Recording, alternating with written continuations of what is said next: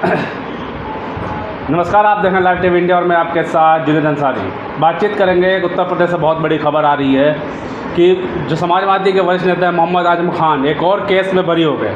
ये पहली बार नहीं है जब उन लोग केस जो में बरी होते हैं, इससे पहले भी बरी हो चुके काफ़ी केसों में।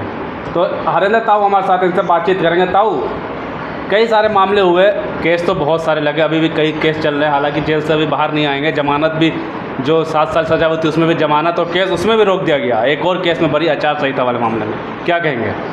देखिए, ये सरकार द्वारा प्रायोजित मुकदमे हैं और सरकार जिसके पीछे पड़ जाती है वो लगा देती है मुकदमे। कौन सा नेता ऐसा है जो 200 मीटर की दूरी में गाड़ी लेके नहीं जाता? लेकिन जब सरकार उसके खिलाफ थी तो एक आचार संहिता का मुकदमा लगा दिया कि वो 200 मीटर की परिधि में आ गए अपनी गाड़ी से वोट डालने 2019 में, और उसको आज एमपी एमएलए कोर्ट ने उससे बरी किया है।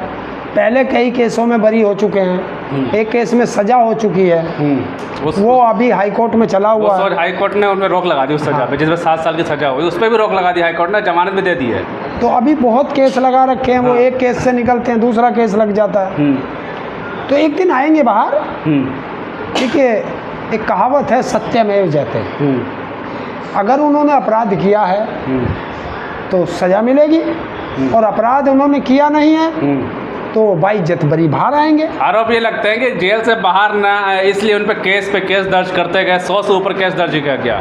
देखिए, आप कितने भी केस दर्ज कर लो, जो जनप्रिय नेता होता है वो रुकता नहीं है, जनता के दिलों में राज करता है। अंग्रेजों ने भी बहुत केस लगाए थे। देखिए, हमारे 21 साल के भगत सिंह पर भी केस लगे थे, अशफाक उल्लाह खां पे भी केस लगे थे, चंद्रशेखर आज़ाद जो कभी उनके काबू में नहीं आया। तो ये सब लगते हैं, विरोधी लोग लगाते हैं। अब सरकार अगर बदले की भावना से कार्रवाई करेगी तो वो निष्पक्ष सरकार नहीं हो सकती। राजनीतिक षड्यंत्र के तहत फंसाया गया है क्या? और क्या हो सकता है?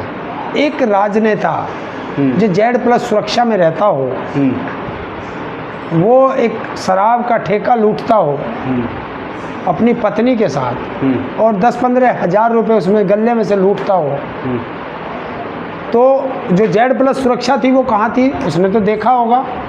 सच्चाई तो ये है, एक इतना बड़ा राजनेता जो रामपुर के जनता के हाथ से चाकू छीन करके कलम देता हो और इतनी बड़ी यूनिवर्सिटी बना देता हो, और सरकार उस यूनिवर्सिटी को चलाने के बजाय उसको बर्बाद करने पे तुली हो।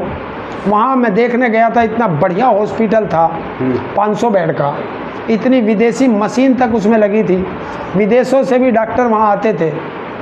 मानता हूँ मैं कि तुम्हें दुश्मनागी आजम खान से हो सकती है, लेकिन उस हॉस्पिटल को तो चलाते वो तो जनता को मिलता, उसका फ़ायदा जनता को मिलता, लेकिन वहाँ बर्बाद कर दिया सब। सारी मशीनें जंग खा गई, सब बंद कर दिया। तो ये किसके लिए कर रहे हैं? तो ये देश की जनता के साथ दुर्भाग्यपूर्ण व्यवहार है।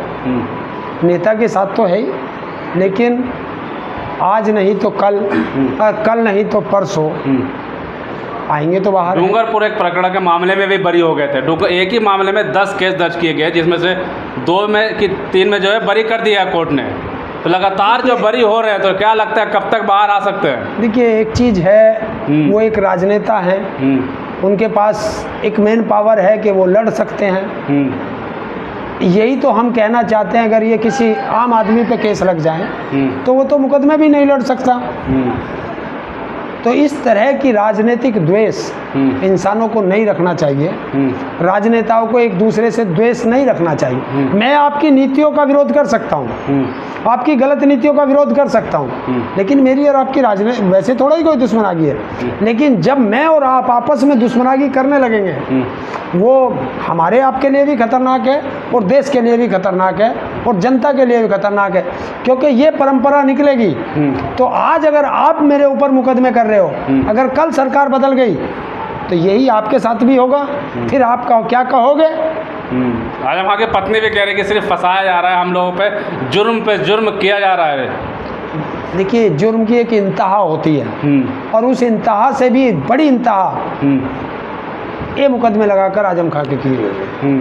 लेकिन चलो देखते हैं कब तक जुल्म ही जुल्म करेगा सत्ता के गलियारों से, चप्पा चप्पा गूंज उठेगा इंकलाब के नारों से। तो ये तो वो है देश है कि तुम जुल्म करते रहो, हम भी देखते हैं कि तुम्हारा जुल्म ज़्यादा है या हमारे शरीर की सहने की शक्ति ज़्यादा है। चलिए बहुत बहुत शुक्रिया आपका। बिल्कुल